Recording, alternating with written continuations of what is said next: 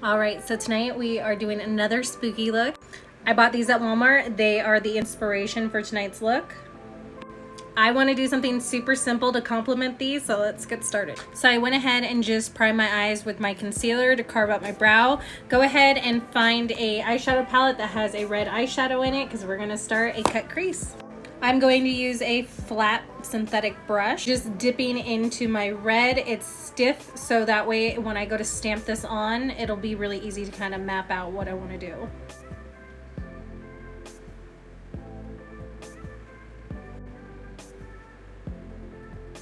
All right, now that I have that done, I just put it on there. Like I said, I just kind of stamped it and then filled it in. It doesn't need to be super neat. You can tell right there it's messy. This one's really thick and chunky because what we're going to do is we're going to place blood over the top of it to make this like a real cut crease. To make this more of a glam cut crease, I am going to do a thick black wing liner real quick. I am going to be using the Blend Bunny Gel Cream Liner.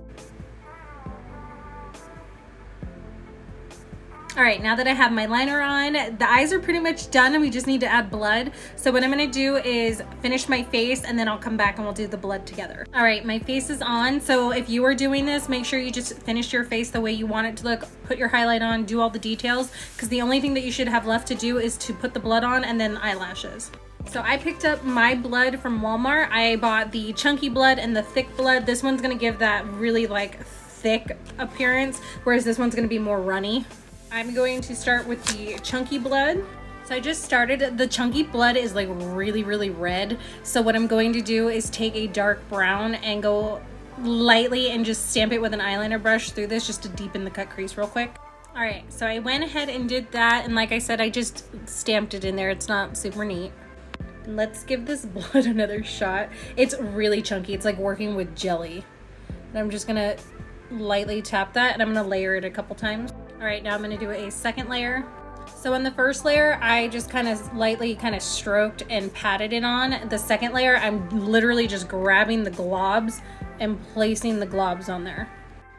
Now I'm just kind of dragging the blood down just because I want to give this a more narrow appearance. Here's what that's looking like up close. I'm now going to take the more liquidy blood and we're gonna make it look like it's dripping from the edges. Using the same paintbrush I was using, you can see that this wants to run a lot more. This is actually really nice though, because I feel like it's not like super liquidy. I can still kind of work with it. But I'm just gonna tap that right over the edge like I did on this side. Right now I'm just letting it do its thing and letting it drip. And I'm just lightly cleaning up right here because when I let my hair down, I don't want it getting stuck to it. From here, I'm gonna go back in with this like more liquidy type of blood and I'm going to just take a brush and flick some scatters on, like scattered blood on my face. And before I forget to say anything, you do need to mix this with a little bit of water if you are gonna scatter it because otherwise it's gonna be too thick. But just dipping it in a little bit of water while using it and you just flicking it, you can scatter this a lot better. One last tip, make sure that you're okay with slight staining because the blood does stain, especially when it's like mixed with the water for whatever reason.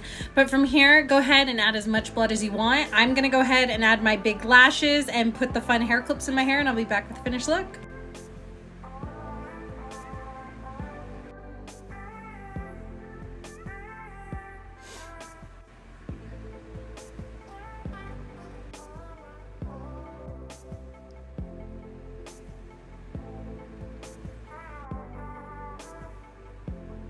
And real quickly, I just wanted to show you guys that the blood ended up not staining my face. I used the Scandinavia makeup remover spray and I let it sit and then I wiped it down and then any tiny little residue left, I just went ahead and used, it's called double action eye and face makeup remover.